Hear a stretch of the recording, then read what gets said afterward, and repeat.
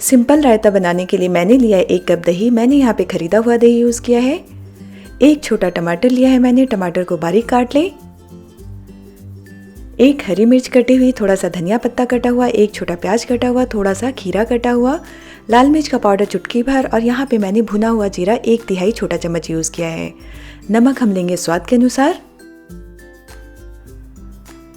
तो रायता बनाने के लिए सबसे पहले हम दही को पतला कर लेंगे। तो इसे ऐसे बोल में डाल दें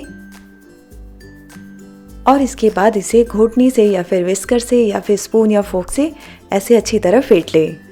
दही जो है वो स्मूथ हो जाना चाहिए। तो आप देख सकते हैं दही थोड़ा गाढ़ा लग रहा है तो हल्का सा पानी डाल दें। रायता जो है वो बहुत ही गाढ़ा अच्छा नहीं लगता है। तो यहाँ पे दही थोड़ा सा और गाढ़ा लग रहा है तो हल्का सा पानी डाल के इसे मैं ऐसे थोड़ा सा थिन टेक्सचर का बना दूंगी।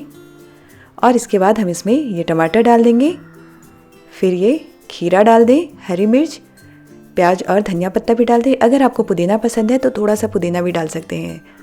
तो यहाँ पे सारी सब्जियों को डाल के फिर हम इसमें नमक डाल देंगे स्वाद के अनुसार। और इसके बाद थोड़ा सा लाल मिर्च, हमने हरी मिर्च यूज़ किया है तो लाल मिर्च कम यूज़ करें। फिर हम इसमें ये भुना हुआ जीरा डाल देंगे, इससे बहुत अच्छा टेस्ट आता है तो ये ज़रूर यूज़ करें। जीरे को बस हल्का सा तवा पे रोस्ट करके उसके बाद ग्राइंड कर ले तो भुना हुआ जीरे का पाउडर जो है वो रेडी हो जाएगा। तो ये हमारा रायता जो है वो रेडी हो चुका है। बस मिला दे, बहुत ईजी है बनाना। आप चाहें तो इस रायते में करी पत्ता और राई का तड़का भी दे सकते हैं, उससे भी ये बहुत टेस्टी लगता है। तो बस अब मैं इसे एक सर्विंग बोल में निकाल लेती हूँ।